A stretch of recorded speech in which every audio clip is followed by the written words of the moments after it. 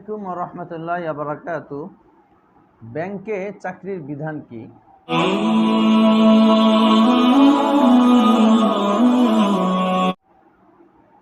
এর উত্তর হলো, বাংলাদেশে ইসলামিক নন ইসলামিক যত ব্যাংকে আছে কোনোটা শতভাগ সুদ মুক্ত না এবং সুদ মুক্ত হওয়ার সম্ভাবনাও নেই।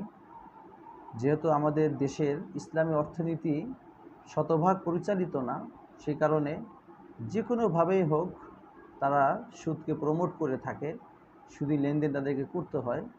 সেই হিসেবে ব্যাংকের চাকরিকে বাংলাদেশের সমস্ত স্তরের ওলামারা এটাকে নিষিদ্ধ এবং হারাম বলে থাকেন, এবং ইনকামটাকেও, এবং যারা ব্যাংকে সরাসরি টাকা লেনদেনের ভিতরে বা টাকার হিসাব রক্ষার ক্ষেত্রে বা এটার অন্যান্য প্রসেসের মধ্যে যারা আছেন, তথা দারোয়ান, ঝাড়ুদার, এই সমস্ত লোক ছাড়া অন্য যারা আছেন তাদের ইনকামটাকে এখন পর্যন্ত ইসলামিক দৃষ্টিকোণ থেকে হারামই বলা হচ্ছে। তবে যদি ভবিষ্যতে কোনো ব্যাংক শতভাগ সুদমুক্ত হয়ে যায় তখন তার ইনকামকে হালাল বলা হবে।